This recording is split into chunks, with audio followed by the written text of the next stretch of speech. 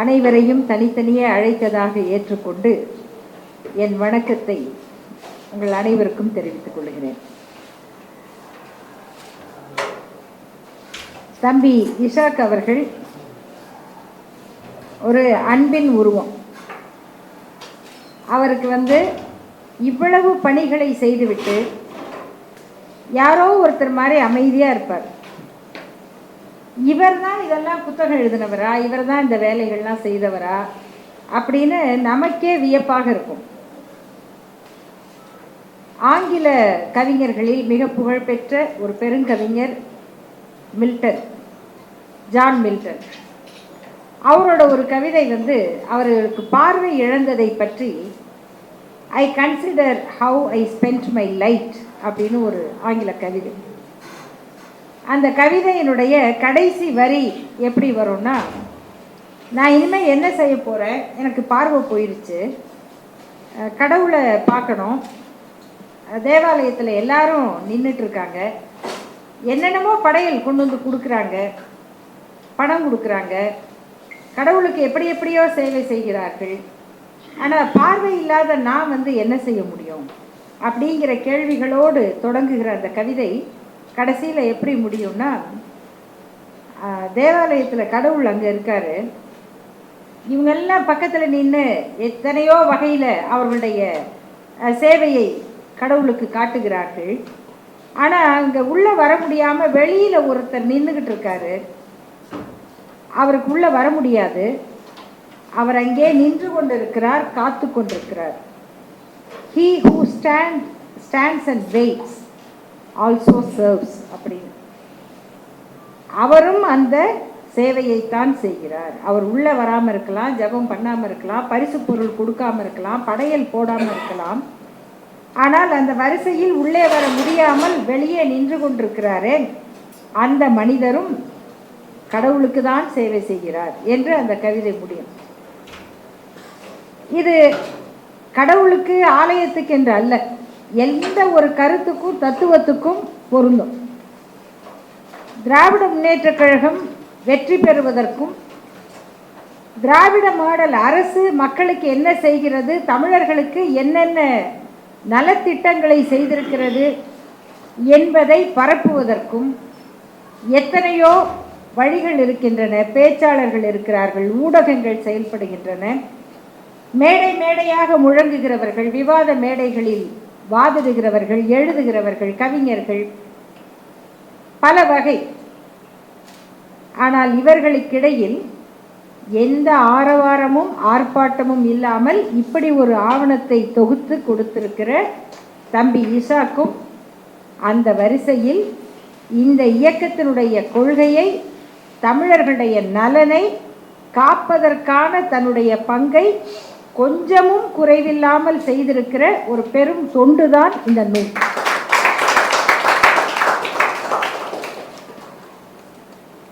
இந்த அயலக தமிழர் நல வாரியம் திட்டம் இது எப்படி கலைஞர் அவர்களால் உருவாக்கப்பட்டது, அவருடைய கற்பனையில் உதித்தது, இந்த மக்கள் மீது அவர் கொண்டிருக்கிற அன்பின் விளைச்சல் அது. ஆனால் ஒரு 10 ஆண்டு காலம் இடையில் அது வெறும் அறிவிப்பாகவே இருந்துவிட்டது. ஏனென்றால் ஆட்சியில் திராவிட முன்னேற்ற கழகம் இல்லை. சில திட்டங்களை யார் ஆட்சியில் இருந்தாலும் தொடர்ந்து செய்யலாம், ஆனால் அதை செய்வதற்கு உண்டான எண்ணம், ஊக்கம் இருக்க வேண்டும், அக்கறை இருக்க வேண்டும். அப்படி இல்லாத ஆட்சியாளர்கள் அவர்கள் போன பிறகு திராவிட மாடல் அரசு அமைந்தவுடன் நம்முடைய முதல்வர் அவர்கள் அறிவித்த தேர்தல் அறிக்கையிலே சொன்ன இந்த உறுதிமொழியை அடுத்த ஆண்டு பொங்கல் விழாவுக்குள்ளே அறிமுகப்படுத்தி நடைமுறைப்படுத்தி, முதல் ஆண்டு நடத்த முடியாத நேரடி விழாவை அடுத்த 4 ஆண்டுகளில் மேல மேல மேல பெரிய இடங்களில் சிறப்பு கூட, அப்படி அந்த இடத்த பார்க்கும்போது அங்கே வந்திருக்கிற தமிழர்களை பார்க்கும்பொழுது ஒவ்வொரு நாட்டில் இருந்து அவர்களுக்கு மற்றவர்களை பார்த்து பூரிப்பு, நமக்கு அவர்களை பார்த்து மகிழ்ச்சி, அப்படி ஒரு கூடல், ஒரு கொண்டாட்டம். இதை இந்த 5 ஆண்டுகளில் நம்முடைய முதல்வர் அவர்கள் செய்து காட்டியிருக்கிற அந்த சாதனை என்பது அவருடைய இணையற்ற சாதனைகளில் ஒன்று.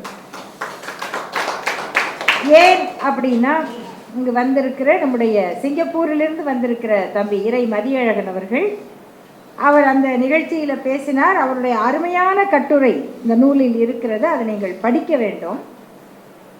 அவரை போல இந்த குழுவினுடைய இன்னொரு உறுப்பினரான தம்பி கால்டுவெல் வேல்நம்பி, அவர் அமெரிக்காவில் இருக்கிறார். அவர் அண்மையில் ஒரு நிகழ்ச்சியில் பேசும் பொழுது சொன்னார், தமிழர்களுடைய வாழ்வியல் 5 இலக்கணத்தில் அமைந்தது. மலையும் மலை சார்ந்த இடமும் வாழ்க்கையும் குறிஞ்சி, காடும் காடு சார்ந்த வாழ்க்கையும் முல்லை, வயலும் வயல் சார்ந்த வாழ்வும் மருதம், கடலும் கடல் சார்ந்த வாழ்வும் நெய்தல், துயரும் துயர் சார்ந்த வாழ்வும் பாலை. வறட்சி என்பது துயரத்தை தான் குறிக்கும். ஏன்னா பாலை நிலம் தமிழ்நாட்டுக்குள்ள இல்லை, அல்லது தமிழர்களுடைய அந்த வாழ்க்கை பரப்பிலும் இல்லை. எனவே எங்கெல்லாம் பிரிவு வருகிறதோ, எங்கே துயர் வருகிறதோ, அது பாலையாக இலக்கியம் கருதியது. இப்படித்தான் 5 வாழ்க்கையை பற்றி நாம் படித்திருக்கிறோம். நம்முடைய பேராசிரியர் கவிஞர் இங்கே சொன்னார் பாருங்க, பிரிவு 3 வகையில் இருந்தாலும் கவிஞர்களுக்கே உரிய இந்த இடக்கர் அடக்கல் கருதி ஒரு பிரிவை விட்டுட்டார். அது என்னென்ன? பொருள் பிரிவு, கல்விக்காக பிரிவது, போருக்காக பிரிவது.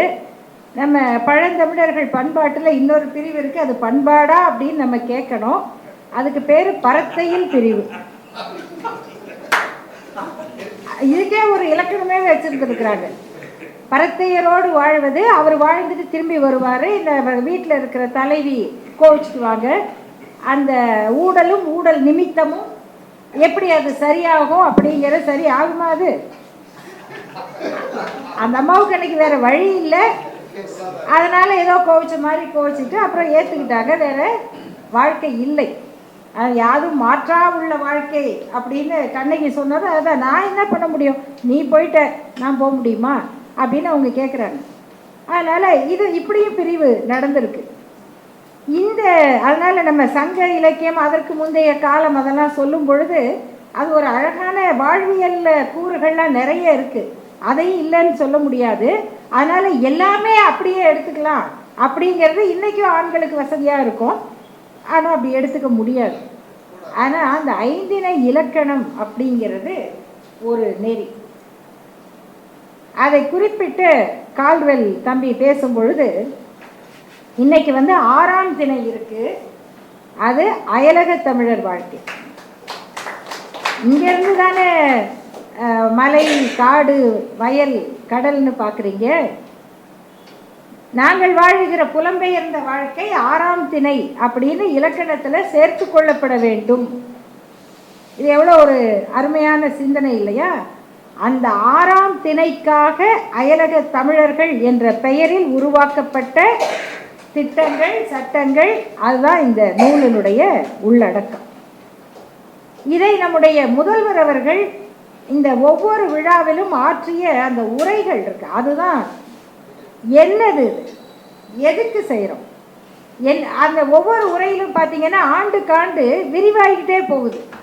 நீங்கள் வெளிநாட்டில் இருந்து வாங்க, இங்கே உங்கள் பிள்ளைகளை கூட்டிக்கிட்டு வாங்க, இங்கே இதெல்லாம் காமிங்க அப்படின்னு பேசுகிறார். அதில் ஒரு ஆண்டு பார்த்தா கீழடி, பொருணை, ஆதிச்சநல்லூர் இருக்கும். அடுத்த ஆண்டு உரையில் பார்த்தா சிவகலை சேர்ந்துருக்கும். அடுத்த ஆண்டு உரையில் மயிலாடும் பாறை வரும். இதெல்லாம் பாருங்க, அந்த அங்கே இருந்து வரக்கூடிய தமிழர்கள் இங்கு பார்க்க வேண்டிய இடங்கள் வரை பட்டியல் போட்டு, ஏன்னா உங்கள் குழந்தைங்களுக்கு இதெல்லாம் காட்டணும். தமிழர்களுடைய கட்டடக்கலை எது, சிற்பக்கலை எது, நீர் மேலாண்மை எது, அதில் எப்பொழுதும் நாம் பயன்படுத்துகிற அந்த வேறுபாடு இருக்குல்லையா. தஞ்சை பெரிய கோயில் இருக்குது கட்டடக்கலைக்கு சான்றாக, கல்லணை இருக்குது நீர் மேலாண்மைக்கு சான்றாக. இதெல்லாம் அந்த பட்டியலில் இருக்குது. நெசவு, அது காஞ்சிபுரம் போய் பாருங்க. இப்படி அந்த இடங்களை குறிப்பிடுவது, இது எல்லாமே அந்த உரைகளில் இடம்பெற்று பிறகு திட்டங்களாக அரசாணைகளாக உருப்பெற்று அவையும் இதில் இணைக்கப்பட்டிருக்கின்றன. அதில் பட்டியல் போடுறாங்க. அயலகத்தில் வாழுகிற தமிழர்கள் என்னென்ன வகையில் போயிருக்காங்க. அவங்க எல்லாருக்கும் ஒரு அடையாள அட்டை, நம்ம என்ஆர்ஐ கார்டு, ஓசிஐ இதுதான் நம்ம பார்த்துருக்கோம். Overseas Indian citizen of India, non resident Indian. ஆனால் அதற்கு இணையான ஒரு அட்டை தமிழ்நாடு அரசு நான் ரெசிடென்ட் தமிழ் வழங்குது. மாணவர்களாக இருந்தால் அதற்கு ஸ்டூடெண்ட்டு தனியாக ஐடி, உழைப்பாளர்களாக இருந்தால் லேபராக இருந்தால் அதற்கு ஒரு தனி ஐடி. இதெல்லாம் இல்லாமல் வெள்ளை ரேஷன் கார்டுக்காரங்க அங்கே இருந்தாக்க அவங்களுக்கு வெறும் ஐடி. நீங்கள் எல்லாம் வாங்க. இந்த உழைப்பால் வாழுகிற தமிழர்கள், இந்த நோக்கம் தொடங்கிய இடம் நம்முடைய தம்பி இசாக் சொன்ன, இங்கே இன்னும் அப்படியே உள்ளத்தை உருக்குகிற கதைகளை கொண்ட ஐக்கிய அரபு அமீரக பகுதிகளில் வாழுகிற நம் தமிழ் இளைஞர்களுடைய வாழ்க்கை தான். ஒரு நாள் அந்த பக்கம் பயணம் போன அத்தனை பேருக்கும் ஒரு 10 படம் எடுக்கிற அளவுக்கு கதை கிடைக்கும். 10 படம். ஒரு அந்த பக்கம் போய் வருகிற விமானத்தில் கூட வருகிறவர்களோடு பேசி பாருங்க, அவ்வளவு செய்தி இருக்கும். ஏற்கனவே இதையெல்லாம் தொகுத்து ஈசாக் அவர்கள் ஒரு பாடல் தொகுப்பும் ஒன்று வெளியிட்டிருக்காரு. அந்த பாடல் தொகுப்பில் இருக்க சின்ன சின்ன குறிப்புகள் அதுவும் இந்த நூலில் கடைசியாக கொடுக்கப்பட்டிருக்கு.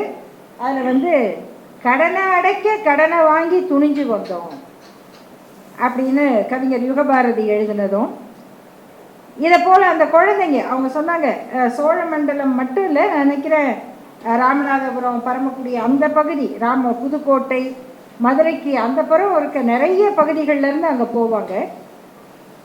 அந்த சின்ன குழந்தைங்க அப்பா கிட்ட பேசும்ல, வந்திருப்பா, எப்பப்பா வருவேன் அப்படின்னு கேட்கும் பொழுது அந்த அப்பா உனக்கு நான் அது வாங்கிட்டு வரேன், இதை வாங்கிட்டு வரேன் அப்படின்னு சொல்லுவாங்க. அதுக்காகவாவது அப்பா அங்கே இருக்கணும்.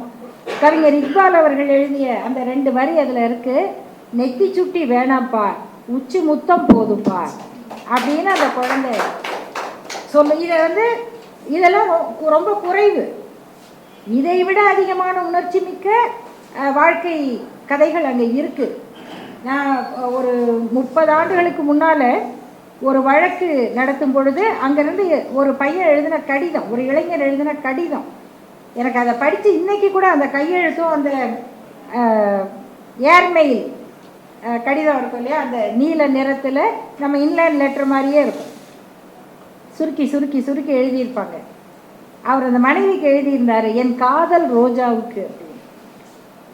ரொம்ப பெரிய படித்தவரெல்லாம் இல்லை, என் காதல் ரோஜாவுக்கு. ஆனால் எல்லாம் எழுதிட்டு கீழே என்னென்னா, அப்பா அம்மாவுக்கு நீங்கள் தயவு செய்து எனக்கு ஒரு தந்தி அடிங்க, யாருக்காவது சீரியஸ்னு, இல்லைன்னா என் முதலாளி என்ன விடமாட்டார். அந்த முதலாளி யார் என்னன்னு போட்டு அவர் என்னை தழவிக்க சொல்கிறாரு. தழைன்றது கஞ்சா. அங்கே அது வச்சிருந்தாலே தூக்கு தண்டனை. என் முதலாளி என்ன இந்த வேலை செய்ய சொல்கிறாரு, நான் அதை செய்ய மாட்டேன்னா எனக்கு ஆபத்தாயிரும், என்னை வெளியவும் விடமாட்டாங்க, அதனால் எப்படியாவது எனக்கு ஒரு தந்தி அடிங்க அப்படின்னு ஒரு கடிதம். ஆனால் அவங்க தந்தி அடிக்கலை, ஏன்னா வாங்கின கடன் அவ்வளவு இருக்குது. அவங்க கடிதம் போடுறாங்க, தம்பி எப்படியாவது பல்ல கடிச்சிக்கிட்டு இன்னும் 2 வருஷம் இருந்து இந்த வட்டியெல்லாம் முடிச்சிடலாம்ப்பா அப்படின்னு கடிதம் போடுறாங்க. அந்த கடிதம் போய் சேர்ந்த 3 மாதத்துக்குள்ள அந்த பையன் ஒரு சாலை விபத்தில் இறந்ததாக சொல்லப்பட்டார். கொல்லப்பட்டார்னு சொல்கிறதுக்கு நமக்கு ஆதாரம் இல்லை, ஆனால் அவர் இறந்து விட்டார். அவருடைய உடம்பு இங்கே வரல. இதுக்காக என்னென்ன முயற்சியெல்லாம் அன்றைக்கி செஞ்சோம் அப்படிங்கிறது நினச்சி பார்த்தா வியப்பாக இருக்குது. இன்னொன்று இவ்வளோலாம் நம்ம செஞ்சோமா அப்படின்னு கூட ஆச்சரியமாக இருக்குது. அந்த மனைவிக்கு வர வேண்டிய பணத்தை உறவினர்கள் நோட்டரி கையெழுத்தை போட வச்சு வேறு அக்கௌண்ட்டுக்கு அனுப்ப சொல்லி என்னென்னமோ பண்ணிட்டாங்க. அதுக்கு உடனே அங்கே பணம் கொடுத்துட்றாங்க. அதுக்கு பிளட் மணின்னு பேர். அந்த பிளட் மணி அந்த பொண்ணுக்கு கிடைக்கல அப்படிங்கிறதுனால அப்போ நமக்கு தந்தி இருந்தது இல்லையா, டெலகிராம் அடிக்கிறோம். யாருக்குன்னா சவுதி அரசருக்கு. மன்னருக்கு இங்கேருந்து டெலிகிராம் அடிக்கிறோம். ஆனால் நமக்கு தெரியாது அது என்ன போய் சேருமா, பார்ப்பாங்களா. என்ன ஆச்சரியம்னா அங்கே சவுதி மன்னர் உத்தரவில் நம்ம இந்தியன் எம்பசிக்கு தகவல் வந்து அவங்க இங்கே காவல் துறைக்கு சொல்லி டிஜிபி ஆஃபீஸில் இருந்து சொல்லி சங்கராபுரத்துக்கு போலீஸ் போயிடுச்சு, இந்த மாதிரி விசாரிக்க சொல்லியிருக்காங்க. ஆனால் இதெல்லாம் வந்து ஒரு காலகட்டத்தில் நம்ம முழு முயற்சி எடுத்து நம்முடைய திறமையெல்லாம் காட்டி செய்கிற ஒரு சாகசம் மாதிரி இருந்தது. கலெக்டர் இல்லாமல் இவர் பெரிய கலெக்டரு, இதெல்லாம் நம்மளை திட்டுற சொற்கள். அங்கே இருந்து கலெக்டர்கள் உருவாகி கலெக்டர்களை உருவாக்குகிற கல்வி நிலையங்கள் உருவாகிருக்கு பாருங்க. திராவிடம் என்ன செய்தது அப்படின்னு கேட்கிற அறிவாளிகளுக்கு இதெல்லாம் தான் எடுத்துக்காட்டு. இதையெல்லாம் உருவாக்கி இந்த 5 ஆண்டு காலத்தில் அதை அடைந்திருக்கிற உயரத்தை பார்க்கும் பொழுது திராவிட மாடல் 2.0 ஏன் வரணும், ஏன் தொடரணும் அப்படிங்கிறதுக்கு இதெல்லாம் சாட்சி. கடைசியாக ஒரு ஆட்சியாளர், ஒரு தலைவர், ஒரு முதல்வர் அப்படின்னா நமக்கு வந்து நம்பிக்கை இருக்கணும். இந்த அயலக தமிழர்களுக்காக அவர் ஆற்றிய ஒவ்வொரு உரையிலும் கடைசியாக அவர் முடிக்கிறது, நீங்கள் எல்லாரும் வாங்க, வேர்களை மறந்துடாதீங்க, உங்களுக்காக நாங்கள் இருக்கிறோம், நம்முடைய அரசு இருக்கிறது, நான் இருக்கிறேன் அப்படின்னு சொல்லும்போது மற்றதெல்லாம் உருவகம்தான். ஆனால் நான் இருக்கிறேன் அப்படின்னு சொல்லுகிற ஒரு முதல்வரை, ஒரு தலைவரை இந்த நாடு பெற்றது. அதனால்தான் நாம் இன்றைக்கு பெருமையோடு வாழுகிறோம். அந்த பெருமை தொடர வேண்டும். அது 23ஆம் தேதி நடக்கும். அதை தொடர்ந்து இந்த நூல் அயலக தமிழர்களுக்கான கையேடாக பயன்பட நம்முடைய முயற்சிகளை செய்வோம். நன்றி, வணக்கம்.